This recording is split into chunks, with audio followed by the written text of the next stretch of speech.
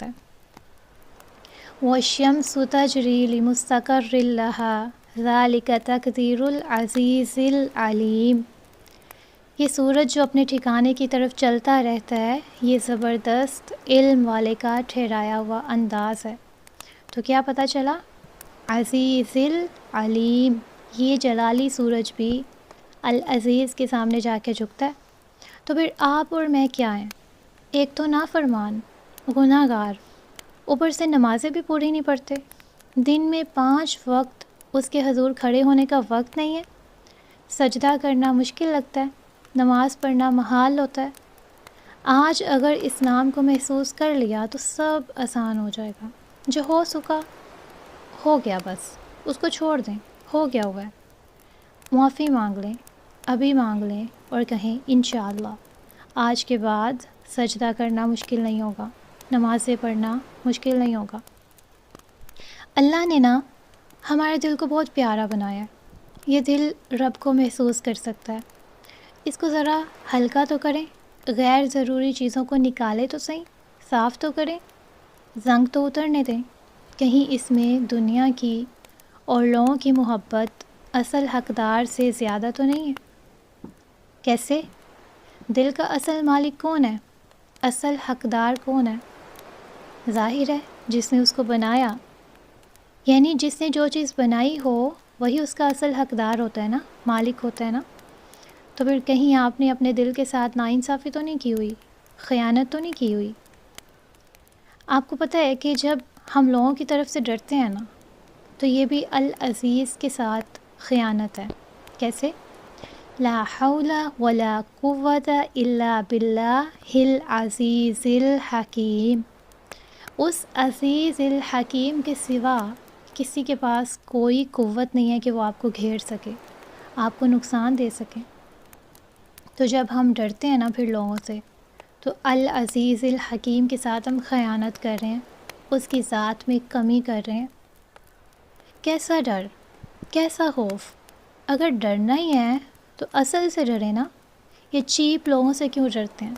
سستے لوگ اور کھوکھلی دھمکیاں آرٹیفیشل ہیں، سب کو پھینک دیں، ڈسٹ بن مٹیریل ہیں۔ اور پھر ہم کچھ اور چیزوں سے بھی ڈرتے ہیں۔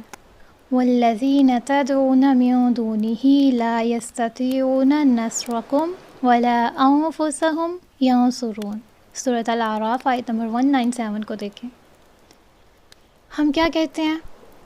کالی بلی نے راستہ کاٹ دیا، اب تو خیر نہیں ہے، شام کو جھاڑو نہیں لگانا، نقصان ہو جائے گا، فلاں دن سفر نہیں کرنا، کچھ نہ کچھ ہو جانا ہے، فلاں مہینے میں شادی نہیں کرنی، چلے گی نہیں، فلاں بزرگ کو منانا ہے ورنہ ہم کسی مشکل کا شکار ہو جائیں گے، ہمارا کوئی نقصان ہو جائے گا، فلاں پیر کے دربار پہ اگر حاضری نہ دی تو یہ ہو جائے گا۔ اتنے سارے ہمارے خوف ہیں کہ ہم اصل العزیز کو تو بھول ہی گئے ہیں۔ غیر اللہ نے ہمیں ہمارے حقیقی رب کو دیکھنے ہی نہیں دیا، اس تک جانے ہی نہیں دیا۔ جب شرک کا پردہ حائل ہو جاتا ہے نا تو ہم اللہ تک نہیں جا سکتے۔ جن قبر والوں سے مانگا جاتا ہے، پکارا جاتا ہے، وہ تو اتنی طاقت نہیں رکھتے کہ ذرا مٹی ہٹا کے باہر ہی نکل آئیں، جھانک ہی لیں باہر۔ ہم نے لوگوں کو مرتے ہوئے دیکھا ہے لیکن زندہ ہوتے ہوئے نہیں دیکھا۔ اسی سے ثابت ہو جاتا ہے کہ اصل با اختیار کون ہے۔ اگر یہ اتنا ہی اختیار رکھتے ہوتے تو سب سے پہلے یہ زندہ ہوتے، مر کے قبروں میں نہیں پڑے ہوتے۔ وہ جن کو آخری وقت میں لوگوں نے نہلایا، کندھے پہ اٹھا کے قبر میں اتارا، یہ کیسے ہو سکتا ہے کہ وہ منو مٹی تلے دب کر کرنی والے بن جائیں، آپ کی زندگی کے فیصلے کرنے لگیں، آپ کو نوازنے لگیں؟ اللہ تعالیٰ تو اپنے ساتھ کوئی شراکت داری برداشت نہیں کرتا۔ آپ کس بنا پہ مسلمان ہیں؟ لا الہ الا اللہ کی بنیاد پہ آپ مسلمان ہیں کہ اس کے سوا کسی کے پاس کوئی اختیار نہیں ہے، کوئی الہ نہیں ہے۔ الہ میں ہم نے کیا پڑھا تھا کہ یہ اس کی ذاتی صفت ہے، وہ تو نہیں دیتا کسی کو اختیار۔ لو کان فیہما آلہۃ الا اللہ لفسدتا، اگر ان دونوں میں، کن دونوں میں؟ زمین اور آسمان میں اللہ کے سوا کوئی اور بھی الہ ہوتا لفسدتنا، البتہ ضرور فساد ہوتا، زمین و آسمان تباہ ہو جاتے، ان کا نظام درہم برہم ہو کے رہ جاتا۔ فسبحان اللہ رب العرش عما یصفون، یہ جو لوگ باتیں کر رہے ہیں، شرک کر رہے ہیں، اللہ تعالیٰ عرش عظیم کا جو رب ہے وہ ان ساری چیزوں سے پاک ہے۔ ہم کیسے کہہ سکتے ہیں کہ کوئی ہمیں اولاد دے سکتا ہے، کوئی ہمیں رزق دے سکتا ہے؟ نعوذ باللہ، اللہ تعالیٰ کی صفات کے ساتھ شرک ہے۔